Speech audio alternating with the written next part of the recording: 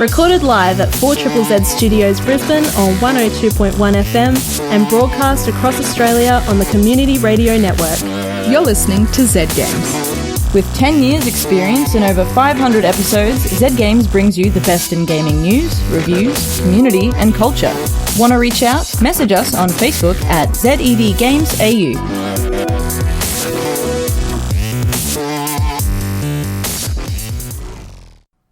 My name is Evie, and I'm hanging out in studio today on my own. I'm missing my team very, very much. 4ZZZ has been an amazing support in terms of getting me out of the house every week, so I greatly appreciate it. Z Games here, we talk about video games and we talk about gaming-related things. We play gaming-related music, and most of all, because we're a community radio and we're all volunteer here at 4ZZZ and Z Games, mainly, that we are non-biased. We love what we create, and we love talking about games from our own personal experience. We're completely uninfluenced by any company or any select group of people, other than our own personal interests. But yeah, I really love Aussie games. Australian games are something that I'm very proud of, and I'm proud to be a qualified junior game designer. And I think what's really awesome at the moment out there in the world is that people are making games and experiencing games on a totally different level than they ever have before, because they can't go anywhere. They can stay at home and experience beautiful, meaningful things, whether they're big AAA games that cost you $80 to $120, or whether they're small things that are only $3 or even free, and that make you feel special, pass the time, or make you experience something different. And that's important to us here at Z Games, and that's important to me too, personally. So, this week we got some interesting stuff. We've got the week in gaming news, which another interesting week in news, and it's been a very interesting week every week since COVID-19 isolation and quarantine started. After the news, we will have a review from Rani on Pesterquest, which is going to be really good. It's a very heavily narrative-driven game, and Rani does such a wonderful job of reviewing games, so I'm really looking forward to hearing what she says about Pesterquest. Then we have another review from me. I reviewed earlier this week In Other Waters, which is another beautiful game, absolutely stunning. I'm really excited to share with you my thoughts on that. Both Pesterquest and In Other Waters was published by Australian publishing company called Fellow Traveller, and that's why I'm excited about Australian games, because both of them are published by an Australian company, and both games have absolutely beautiful music, so I'm very, very excited. But yeah, without further ado, I think we should get into the news this week. So let's do it. This week in gaming news, Valorant is taking over the gaming landscape, and it hasn't even been released yet. The new video game, Valorant, is the first of its kind for Riot Games, being a first-person shooter, with gameplay objectives similar to Counter-Strike Global Offensive and special character abilities like Overwatch. Over the Easter weekend, Valorant smashed records on Twitch, the video game streaming platform, which had over 34 million hours watched in a single day in just one game category. It also had a peak viewership of 1.7 million, which is second only to another Riot game, League of Legends, during the World Championship. All of this attention has generated hype around Valorant being an esport, and the game is still in its beta phase. With Valorant doing so well so early, time will tell after its official release how big it's really going to get. Sony's new DualSense PlayStation controller is getting some hype as well. When it comes to console controllers, it can be really challenging to get it right. However, Sony have released the new DualSense controller, and it has been receiving pretty positive feedback from the game tech critics. After the release of the PS4 controller, which was argued to be not that different from the PS3 controller, it isn't until now that there has been a revolution with controller technology. Sony is determined to have the best complementing controller for the new PS5, which is expected to release later this year. The PS5 will not play games from previous generation consoles and will have new features such as a faster SSD and new hardware that's exclusive to PS5. The DualSense controller features adaptive triggers with adjustable resistance, new haptic feedback technology, and Sony also says that it has more advanced rumble hardware. Now that the new PS5 controller has been shown off, we'll just have to wait and see for the PlayStation 5. In other news relating to COVID-19 and the games industry, Blizzard believes it might not be hosting BlizzCon 2020 due to concerns about the virus. Sarah Lynn Smith, the executive producer of BlizzCon, says, "The health of our community, employees, and everyone who helps with the show is our top consideration. It might be a few months before we know for certain if or how we'll proceed, but as soon as we have a meaningful update, we'll share it." It wouldn't come as a surprise if BlizzCon 2020 was to be postponed. However, there may be a virtual space we can visit showcasing all things Blizzard that we would have missed at the convention. So many movies and TV series are being cancelled amid the virus. In saying that, James Gunn, director of Suicide Squad and Guardians of the Galaxy 3, says, "We are on or ahead of schedule for both films. With so much film and TV being delayed, it's nice to hear some good news for DC and Marvel fans." There is also a full list of delays made available by Games Radar that will be shared on the Zed Games Facebook page at ZedGamesAU if you'd like to have a look. That's all this week in gaming news. Interesting week in news. Very disappointed to hear about BlizzCon. Also, not surprised. I mean, it's pretty hard to expect there to be any conventions or any large gatherings of any sort to do with video games until all this settles down. Yeah, I'm sad. Especially since Overwatch 2 is supposed to be released at some point, and I would have loved to have seen what they were going to showcase at BlizzCon this year for that. Yeah.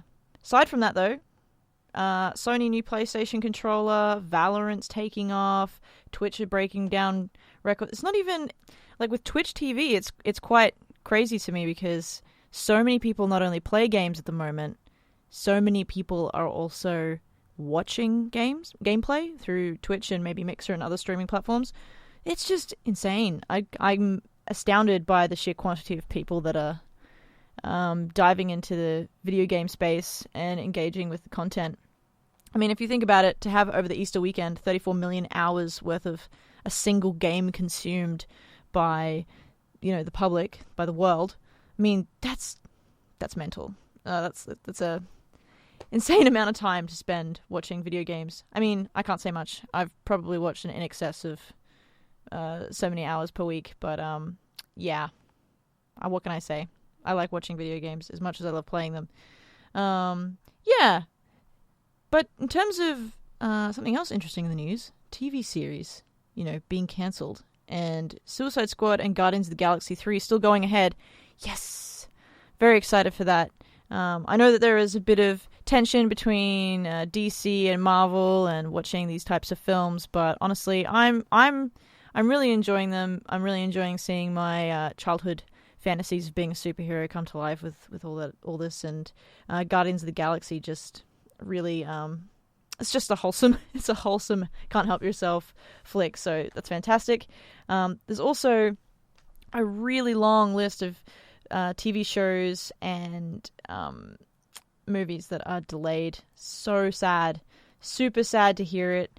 One of them actually is The Witcher 2 series, and I've been super loving that series. So I'm a bit upset. Steam also hit quite a large number of sales. 80% of Steam companies, like people that upload to Steam, have made quite a substantial amount of money over the last 2-3 weeks. That's fantastic. It's good to see that money is coming into the hands of game designers and game creators. Yeah, so it's good to see that people are, whether they're doing it to support the indie community or not, it's still good. So I'll take it. Yeah, lots of fun. We're going to get into more fun now. Lots and lots of fun now. because Rani, beautiful Rani, who cannot be in studio with me tonight, has been playing lots of games, probably more games than when we weren't in quarantine, like most people, which is an eyebrow raise for me because she should be playing games all the time as far as I'm concerned. But she's done an incredible review of Pesterquest, which came out on my birthday last year, so 4th September 2019. It's been out for a little while, and it's published by Fellow Traveller, who are an Australian games publishing company based in Melbourne. So let's have a listen to Rani's review of Pesterquest.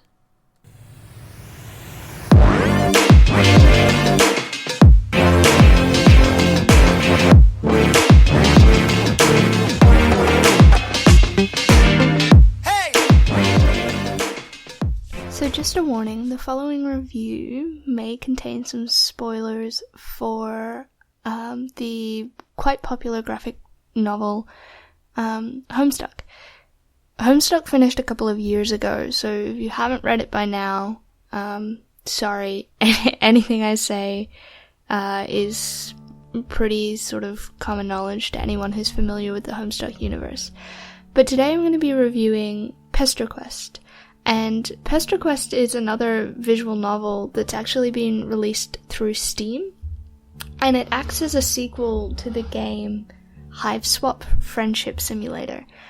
And it's been released fully now, but it was released in volumes fortnightly, similar to Hiveswap itself, and also similar to how Homestuck was released when it was ongoing. I am a big fan of the Homestuck series. I read it in high school when it was still being written, and I kept up with it and all of that. So to see that there are not one but two new sort of objects in the Homestuck universe in the canon is amazing. Pesterquest is a visual novel, so there's not much more to it than it being a continuation of the Homestuck story. So Pesterquest is essentially an alternate universe of what happened in the original Homestuck timeline, and you are the sort of generic traveler that we encounter in the first couple of chapters of Homestuck. And essentially what happens is you sort of mess everything up, and none of the kids are able to play Spurb. So none of what happens in Homestuck can happen, and instead you act as this traveler, which is what we call him. And you go around and you visit each and every single one of the kids that is involved in the Homestuck series. I've been making my way through it because it is fully written out. It's a fully fleshed out story, slowly, and I'm sort of experiencing these new sides of the characters that I'd never sort of experienced before. You find out new things about the characters. The art style is slightly more refined. So if you know about Homestuck, and even if you go to look up Homestuck at the moment, it's going to look quite a bit different to Pesterquest and Hiveswap, because this time around, Andrew Hussey's been able to work with other devs to make this. So Pesterquest was produced by an Aussie game production company, which is amazing that something this big has a hand in the Australian games industry. So the production company was What Pumpkin Games, and the visual novel still has every Homestuck aesthetic to it. It's just a little bit more refined because it's not being done in MS Paint anymore, which is sort of the best thing about it. You actually get a little bit more to the characters. You can see a little bit more like how they're built and those sorts of things, how their hair really does flow, and all of those things. But that being said, the characters are still so familiar to you.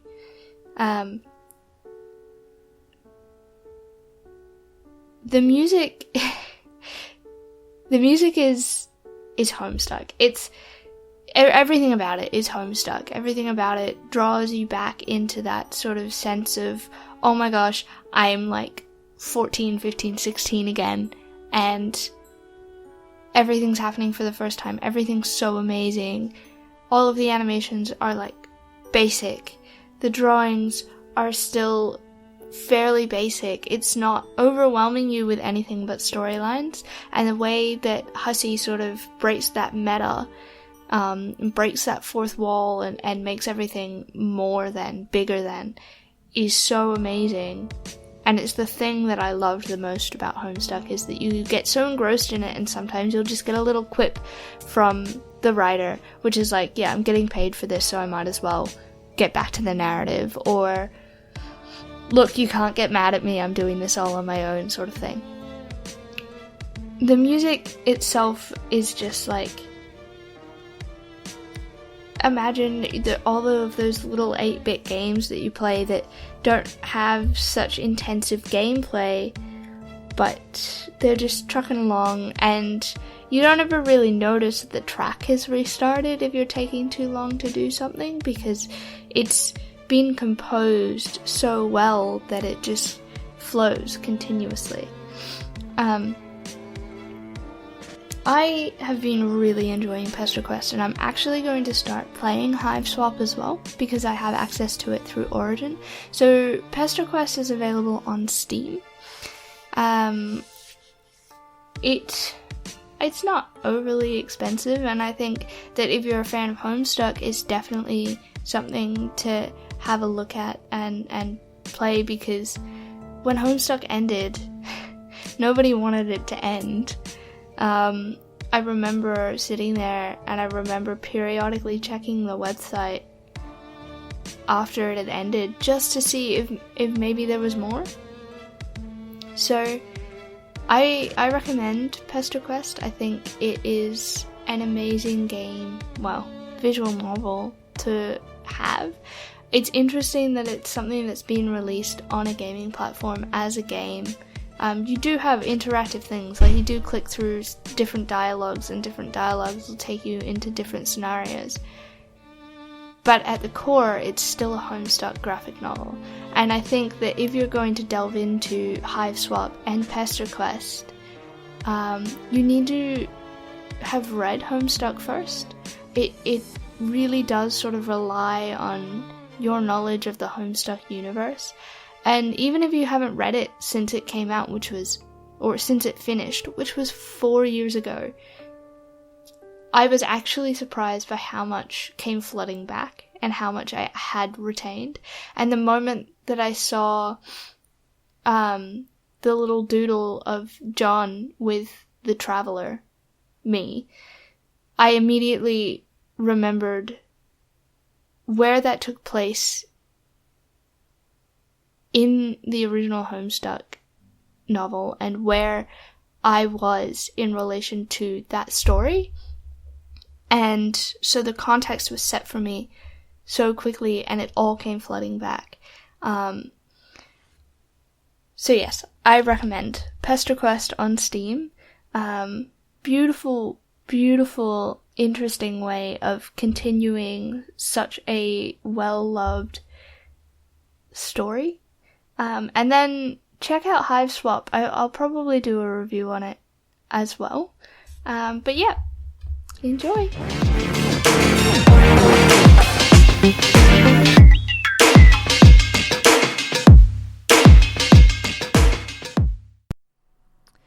Thank you so much, Rani, for that amazing review of Pesterquest. I just love narrative-driven games, and I think I love them more now than I appreciate them more as I've been getting older. Maybe because I have the patience to actually read and engage with them. So thanks, Rani, for reviewing such a beautiful game. I actually reviewed a game called In Other Waters, and it's an amazing game. And I am going to leave it up to myself to tell you about this game.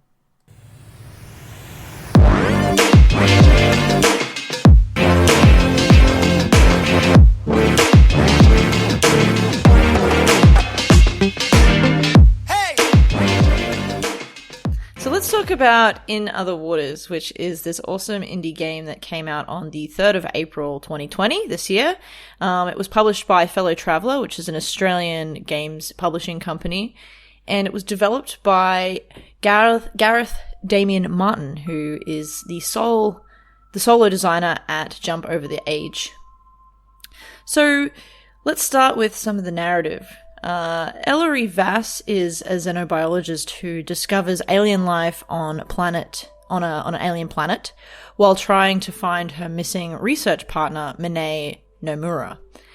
Ellery finds herself completely stranded in the ocean with a malfunctioning diving suit, and you, a strange AI, who is to guide her to safety while exploring extraterrestrial fauna, and of course assisting her with the search for Mine. In Other Waters is a game heavily driven by narrative, and not just for the characters but also the landscapes you encounter, the creatures you discover, and the history of the planet you delve into. There are many secrets to divulge, challenges to face, and some that test the bond you share with Ellery. This game brilliantly touches on topics such as environmental destruction, life decisions, as well as human and AI relationships. In Other Waters uses a gorgeous minimalistic colour palette, such as teal, bright yellows, and deep greens. They dominate the screen, which you might think is a bit too much, however, it creates this very aesthetically pleasing visual that is a delight to navigate. These colours shift and change as you dive deeper into the depths of the ocean in pursuit of finding both alien and human life. This exploration, heavily narrative-driven, deep and emotional game depends completely on UI, which is the user interface, which is what you see as the player and what you interact with. The aeroplane pilot-like navigation system you use is to assist Ellery around the underwater landscapes is absolutely stunning. It's simple, and most importantly, it feels like you're doing the thing you're intending to do. For example, you must collect samples of the environment around you to examine as you gather the specimens. You must also click on different dials, buttons, and knobs to make that process happen. The way Gareth has designed these systems really makes you feel like you're extracting something from the environment. There are other mechanics and systems that are so unique to In Other Waters that there aren't many games that I can compare to when it comes to this type of narrative experience. As you explore the topography of the world around you in the blue-green depths of the ocean, you do come across an abandoned base that allows you to recharge your suit and access other game features for you to further examine, engage, or explore. There may be different samples that you have collected, or maybe check out the map to see the locations you have traveled to since your journey began. There was only one issue that tended to irritate me while playing, and that was the dialogue from Ellery had a timer. This meant that I had to keep up with Ellery even though there was dialogue from scans of the area that I was trying to read simultaneously, which were displayed in a different section of the UI.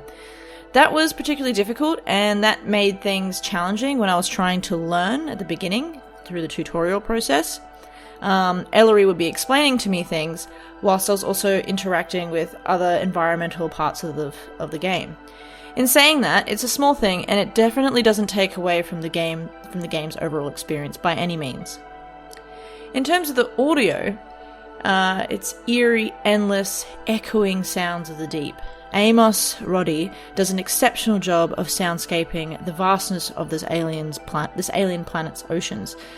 There are plenty of echoes and tremors of the deep that as you play, you discover new creatures or mechanics that become available to you. You can really dive into the environment with Amos's music, submerging you into this alien water world. Some of the sounds are reminiscent of whale calls or dolphin cries, which just adds to this game's rich and alluring experience. In Other Waters is currently receiving accolades and praise from players and critics around the world, and is an early contender for Game of the Year 2020. All of this, of course, is completely well-deserved. This is a unique and interesting experience that is unlike anything I have ever played before. Amos Roddy's beautiful and haunting music fleshes out Gareth's intention of creating a game that compels you to explore deeper and deeper. In Other Waters evokes feelings of wonder and intrigue, encouraging you to think differently about the environment, people, and almost go so far as to ponder life altogether. In Other Waters is a game for indie lovers, people who want to experience insightful narrative and enjoy world exploration. I have thoroughly enjoyed my time with In Other Waters, and I really encourage you to take a look as well. Don't forget to support indie devs during this time, and I definitely would say to support fellow traveller and jump over the age with this incredible experience in Other Waters. You can purchase In Other Waters on Steam and also on the Nintendo Switch. I played on the Nintendo Switch, and I would say that it's definitely a different experience from the PC, so make sure you take a bit of research into what you're sort of looking to interact with. I think the Nintendo Switch is probably the better platform, purely because you can engage with moving the Joy-Cons and the buttons and sliding and moving things, whereas when it's on PC it is just mostly clicking, which is still great for its own reasons. The genre of this game is mostly narrative exploration, adventure, atmospheric, and indie. So again, if that's the sort of thing that you're interested in, I would highly recommend In Other Waters. But yeah, thanks for listening.